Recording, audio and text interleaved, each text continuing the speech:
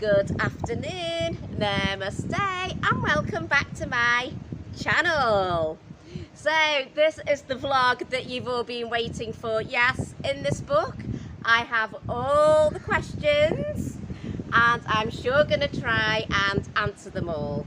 So I've decided to split it into 3 categories. The first category is going to be about me. A lot of people are very curious about me. The next category is going to be about travel, and the third and final category about yoga and Ayurveda, because that seems to be what you guys want to know about. So we will make a start. Okay, so we will start with general questions about myself. So question number 1 and question number 2 are absolutely gorgeous questions. How are you? Are you okay? Gorgeous. I think perhaps they may relate to the current times, because I don't know if any of you know, but when I first came to India a couple of years ago, well, it wasn't the first time, I was developing a business in international tourism, but then the corona hit, and of course I've been here all this time. But yes, I'm doing very well, thank you, living in the moment, loving life regardless of circumstances. I can't believe I've come to that point. Okay, next question. Oh, interesting. Where are your family? My family are residents in the UK. I don't talk about my family much on the vlogs, do I? But we are, generally speaking, a very close family, and we've stayed in close contact throughout my time here in India. So yes, my sisters and I were born and raised in the UK by Indian parents. At the moment, the immediate family in the UK is my mother, my 2 sisters. I've also got nephews, and then extended family, cousins, aunties, uncles. So yeah, I would say majority of my family are in the UK. So let's move on to the following question. Oh, why did you come to India? Well, I would say the reason I came to India in adulthood, because I've also been in childhood, is for the yoga. But that developed rapidly. It went from coming for the yoga to coming for yoga and Ayurveda. Then it developed coming for yoga, Ayurveda, and setting up a business in international tourism. And then it sort of like developed more, I guess, because I suddenly decided I wanted to travel. But initially, the first reason for coming in adulthood was for yoga. Okay, where are you living? I live here in Gokarna on Cuddly Beach. Ooh, interesting question. Why are you still in India? Yeah, this is a very, very long story for sure. As I said earlier, I set up a business in international tourism. The idea was, is once I started to get more deeper into India, and I'd been coming here a few years to do the yoga and the yoga retreats and the Ayurveda, I then decided to come for yoga teacher training. And then I deepened even more into yoga and deepened more into Ayurveda, that I went home. I decided to pack up my life in England and come to India for a good 6 months.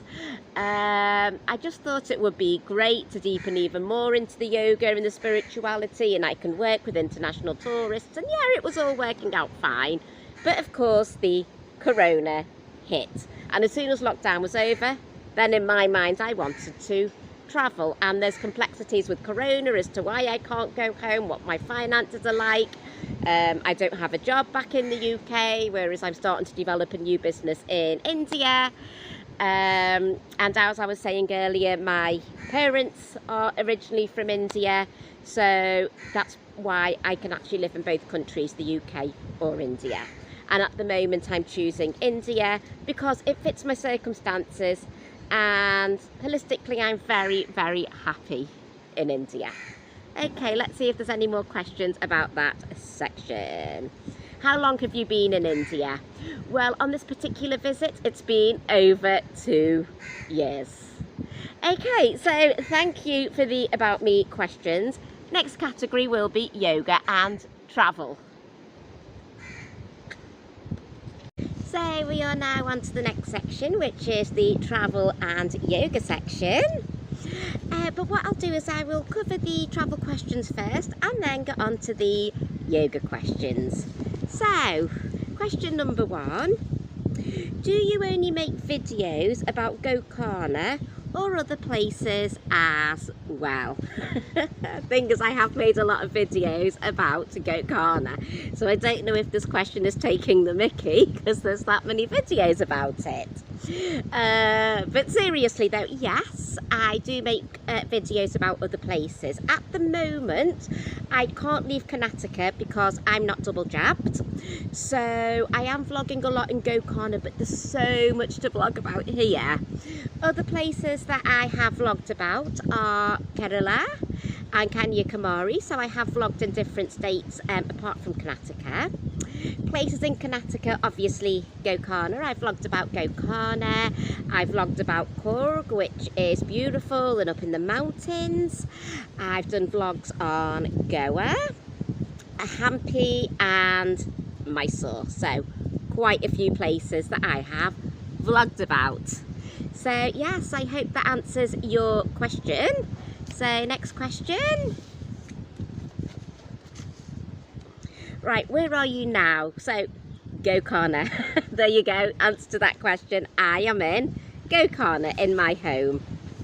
So, will you be doing a big Gokarna vlog? I sometimes wonder if that question's also taking the mickey because I vlog a lot about Gokarna.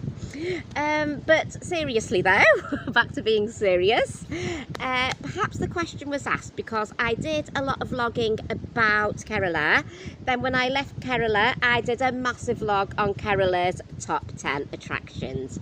So when people are asking, are you going to do a big vlog about Gokarna? Well, that's really entirely up to you. Is it something you want to see? So I'm going to ask the audience, comment below if it's something you would like to see as a big vlog about Gokarna and just Gokarna, perhaps Gokarna's top 10. Okay, when is the next festival in Gokarna? Yep, this is because there's a lot of festival vlogs. It's festival season. The next vlog is this evening. Next vlog, next festival is this evening. So that's actually going to be a Shiva festival in a very traditional village, and they're going to pull the Shiva cart and they're going to throw bananas at the Shiva cart as if they're feeding Lord Shiva, the god who will break you before he makes you. So I'm not going to that one because I went to the main event. I went to the massive Shiva festival back in April, and that was Shivaratri, and yes, it was incredible. The festival after that will be the Full Moon Festival, and that's going to be around about the 18th of this month. So I hope I've answered the festival questions for you. If you want me to elaborate on the upcoming festivals, comment below, and of course I will answer those questions below. So next question, how long will you be staying in Cuddly? Well, I've been here 9 months already, but it's one of these how long is a piece of string, because financially I can't really afford to go to many places except in Gokarna at the moment, although I know things are subject to change and I can travel out, and at some point I'll be able to leave the state, but at the moment I don't know how long I'm going to be here. So I hope I've answered that question. Oh, this is a really interesting question now. How do you select the places where you want to stay, and do you take all your belongings with you from place to place? Well, I'm resident here now in Gokarna. This is my home and it's where I've settled. It is my base. It is my base for teaching my online yoga sessions, and it's also my base for editing the vlogs and uploading the vlogs. And yes, There's many a times where I leave, go to a different place and come back again. So belongings stay here in my room. I'm not paying tourist prices for my room because I've become a resident, so costs are just nominal. And it's not like we leave our homes and we pack things up and go travelling and come back again. What it is we just leave everything where it is, take a small rucksack, go and then come back. So I hope that's answered that question. Right, selecting the places where I want to stay. That's very challenging. I use booking.com. If I'm honest, it's not really what I'm looking for. Now, this is where I need your help. If any of you know family homestays where there isn't any drinking, there isn't any smoking, it's safe for the solo female traveller, I'd be ever so grateful if you commented below, because I'm finding it very difficult to find good places to stay. So yes, at the moment it's booking.com, but I'm not impressed, if I'm completely honest with you. Not so much with the site of booking.com, just I can't find what I'm looking for. Perhaps it's there on booking.com and I can't find it. So again, yeah, comment below if you know any decent homestays for solo women travellers with mother, father, sister, brothers, children running around, no drinking, no smoking. I don't think it's a massive ask. Well, I don't think so. So yeah, comment below if you know. Okay. What places have you been to in India? So I think I've already covered that one with the 7 destinations. So if you want to know more about them, comment below, and there's a lot on the channel and on the playlist that I've got anyway. All right. Ooh, which is your favourite place in India? I think it's got to be Hampi. Oh, Hampi's beautiful. It's so uncommercial, it's so off the beaten track, it's gorgeous. I just love all the rock formations, the sheer beauty, the Sanapur Lake and all the little villages. They're beautiful and so traditional and so authentically Indian. Beautiful. I would live in Hampi, but it doesn't have a beach. I'm just one of these that wants to live on a beach. Okay. Ooh, what foods do you enjoy eating in India? So as I said maybe about a minute or two ago, that I enjoy Indian homestays because of the type of food they do. It's my favourite food. It's home cooked, it's authentic, particularly love traditional South Indian cuisine. It doesn't contain any meat. I'm very much in the yogic realm of being pure veg. So I would say that's my favourite food, and I'm very lucky because the homestay I stay in is with a lady called Parvati. So if you've been following me for a while, you'll know that Parvati is a chef and she also does online cookery classes, and they're just gorgeous and they're just amazing. So yes, I would say my favourite food is the traditional in South Indian thali cooked in a homestay by a chef. Or pure veg. Okay. Oh, now this is a question. The next question comes up every day. I'm not joking. Every single day I get asked this question. Have you been to the north? Have I been to North India? The answer is yes. So as I said earlier, my parents are Indian. So they took us to North India during our childhood. So I've been to Chandigarh. I've been to Dehradun in the Himalayas. I've been Shimla, near the Himalayas, sort of like foothills towards the Himalayas, and Rishikesh. So yes, I've travelled the north. And then another question I've got is, will I go back? Those that know that I've been to the north, they're often asking if I will go back to the north, and I will vlog about it.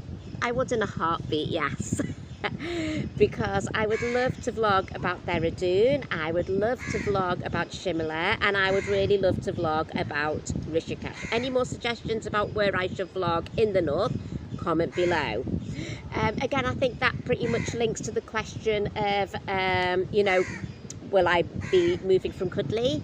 I would like to think I could go to the north when it's getting to rainy season. I'm not very good in rainy season and monsoon in Gokarna. Rains are very aggressive here, so that would be a good time actually for me to go to the north and vlog. But again, it depends on a lot of things, like, you know, my online business with yoga, how it's developing, you know, how I can go there, whether it's feasible depends on the COVID situation at the time, because, you know, at the moment we've got the Omicron variant. Are there going to be any more variants, any more restrictions? So we will see what happens. It's about being mindful and in the moment, and I think if Corona's taught us anything, perhaps it's that one. Okay, more questions. Ooh, very interesting. Brings me on to, how do you fund your travels? I've got an online yoga business. It was a developing business because, as I said earlier, the business and international tourism just crashed because I was only in year one. But, you know, it's okay because I've started to build up another business now. It's been hard financially, of course. It's been extremely hard for me. But this business is now, it was developing, but it's developing a little bit more now. So that's really good. So I would say through the work I do with teaching online yoga. So we'll see if there's any more travel questions. Just want to make sure that I've answered most of them that I am able to answer. Okay, so in that case then, we will go on to yogic questions. So, third and final section, which is all about the yogic realm. So people have asked me questions both about Ayurveda and yoga. So Ayurveda is the sister science of yoga, and it's a holistic form of Indian medicine. And as I was saying earlier in the vlog, it was one of the reasons that I came to India, is to really experience it. So question number one, what is Tulsi? I think I talk about Tulsi in my vlogs quite a bit because I adore it. So what Tulsi is it's a herb, it's a little leaf, and it grows here in South India. And what I do is I actually put it in a cup and just add boiling water to it to make a Tulsi tea. And it's extremely healing. It's very good for conditions such as colds and flu. So again, given our COVID era, Tulsi is really the herb to have. So it's an Ayurvedic herb, very good for colds and flu. So I hope I've answered that one. All right, next question. Oh, very, very interesting, considering I've deepened into Ayurveda and yoga. Do you know your Ayurvedic dosha, and how helpful do you think it is? Yes, I am Kapha Vata.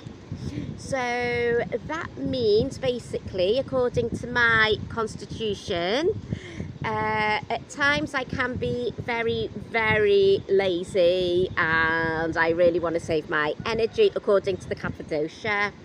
And according to the Vata dosha, there are just times when I just cannot sit still.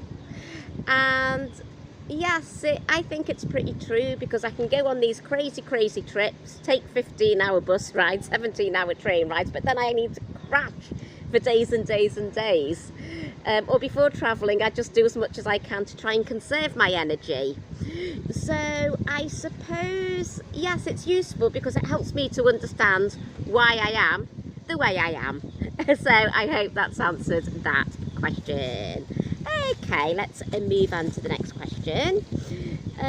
Oh, this is probably the most superb question I have ever been asked in my life. What is your superpower?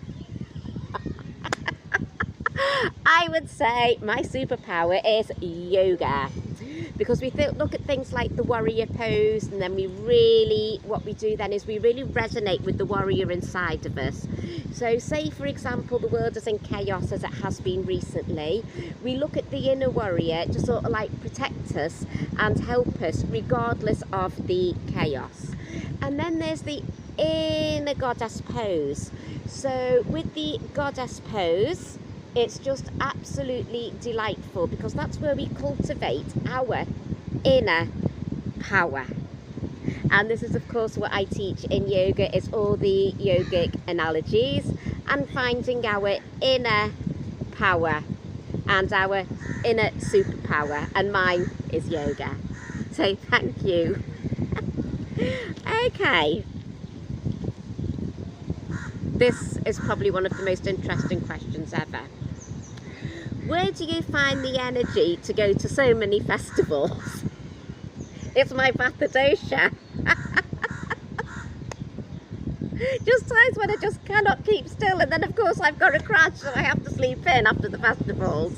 So maybe that's answered it. Maybe it's because of my constitution that I can go to all these festivals. Loving this section, by the way, on yoga and Ayurveda. Okay, next question. Oh, this is interesting. Do you teach yoga to men? Right, that might have come from my Facebook, because I've got a yoga page on my Facebook called Online Yoga for Women, and as I said, it's all about cultivating the inner power in the God, I suppose. So I'm predominantly teaching women, but yes, I do teach men. What they can do is they can access pre-recorded yoga sessions or live streaming sessions on the WhatsApp. They're for women, because that's what I'm tuned into, is the feminine energy. But with the masculine, we've both got feminine and masculine, and I'm better at sort of like managing the male energy through pre-recorded. So yes, I do teach online yoga sessions for men. And the final question I have written down is, how do we access your online yoga sessions? Thank you for choosing me to be your yoga teacher. Well, you can access them through my Patreon. So I made a Patreon video which I will link above, and I will also link it below in the description box.